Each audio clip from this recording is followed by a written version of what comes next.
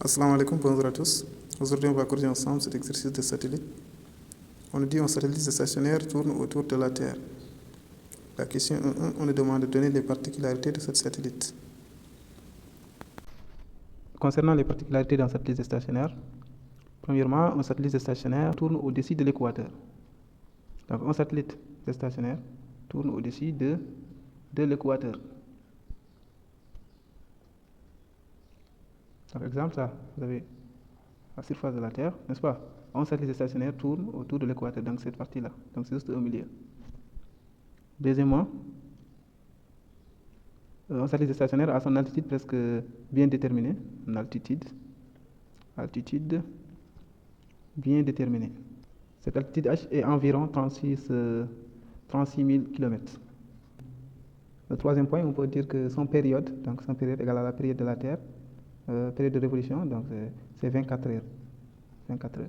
Soit 24 fois 3600 pour convertir en secondes, ça nous donne 86 000 secondes. C'est ça. Donc on peut passer directement à la question 1.2. On nous demande à quelle altitude évolue ce satellite stationnaire. Donc on nous demande de calculer l'altitude H.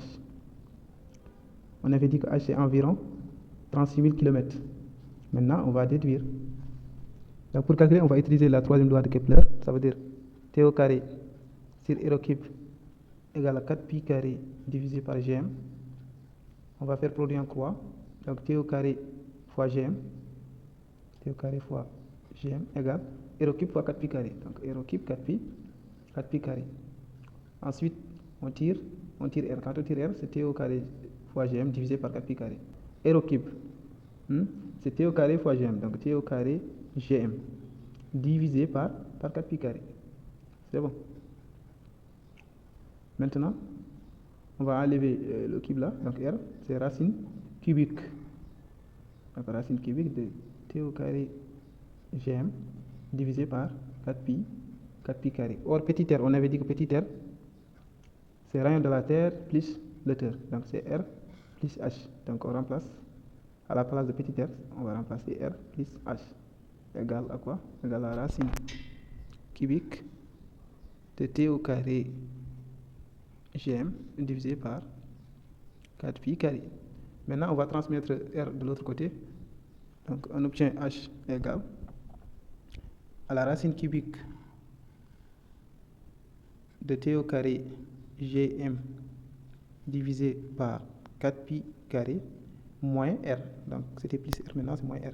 Donc c'est ça l'expression de l'altitude d'un satellite stationnaire. On peut changer l'écriture, donc on peut dire que H égale racine cubique de T au carré. À la place de Gm, on avait dit Gm, toujours c'est Z0 fois rayon de la Terre au carré, divisé par 4pi carré moins R. Maintenant, nous avons l'altitude en fonction des données de l'exercice. L'exercice ne nous a pas donné la masse de la Terre. Donc, on doit changer cette écriture-là. Pour changer, on va remplacer Gm par Z0 R carré. Maintenant, T, c'est la période, c'est 86 000 secondes. Z0, c'est 9,8, c'est connu. Et R, c'est donné dans l'exercice, c'est 6370. 4pi carré moins R encore, vous allez remplacer par 6370 km. Donc, kilomètre, il faut le convertir en mètres, c'est fois 10 puissance 3. Donc, c'est ça l'expression de l'altitude H. Donc, les deux expressions là, ça dépend de l'exercice. Ça dépend des données de l'exercice. Si on vous donne masse de la Terre, vous allez utiliser cette expression. Si on vous donne le rayon de la Terre, vous allez utiliser cette expression. Donc, il suffit de remplacer Gm par Z0 R carré. Maintenant, on passe pour la dernière question. Dans cette question, on nous demande de déterminer la masse de la Terre.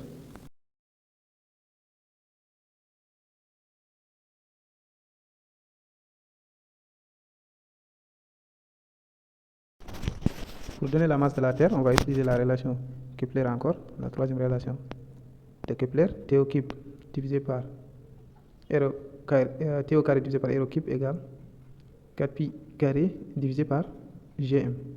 Donc en faisant produit en croix, ça veut dire T au carré fois Gm, T au carré Gm égale R au cube 4pi carré. On tire M cette fois-ci, on cherche la masse. Quand on tire M, c'est R au cube 4pi carré. R au cube 4pi carré divisé par quoi? Donc on tire M divisé par T au carré G. T carré fois G. Maintenant, en faisant l'application numérique, vous allez trouver la masse de la Terre. La masse de la Terre, c'est environ 6 fois 10 puissance 24 kilogrammes. Donc c'est ça.